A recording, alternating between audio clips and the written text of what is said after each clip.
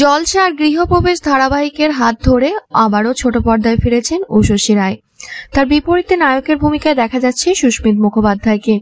তিনি বহুদিন পর ছোট পর্দায় ফিরেছেন এই সিরিয়ালের হাত ধরে। আর শুরু থেকে দর্শকের এই জুটি মন কেড়েছে। সেখান থেকে শুরু হয়েছে এমন চর্চা যে বাস্তবেও প্রেম করছেন উষসী সুস্মিত। সরস্বতী পুজোয় রাজ চক্রবর্তীর বাড়িতে দুজনকে একসাথে দেখা যায়, তখন থেকেই জল্পনা। এসব শুনে অভিনেত্রী উষসী রায় বলেন, সরাসরি নাকচ করে দেন জল্পনাকে। তিনি সাফ বলেন, শুটিং এর পর এই প্রথমবারের জন্য আমরা একসাথে বেরোলাম, এমনটা রটে গেছে আমাদের নিয়ে। আরো বলেন, যাকে নিয়ে এতদিন রটে ছিল এতদিনে সেটা অন্তত চাপা পড়েছে।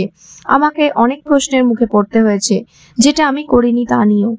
এটা নতুন কিছু না। অভিনেত্রী উষসী রায়ের সাথে নুসরাত জাহানের প্রাক্তন স্বামী নিখিল জৈনের নাম জড়িয়েছিল, যা বরাবরই নাকচ করেছিলেন অভিনেত্রী।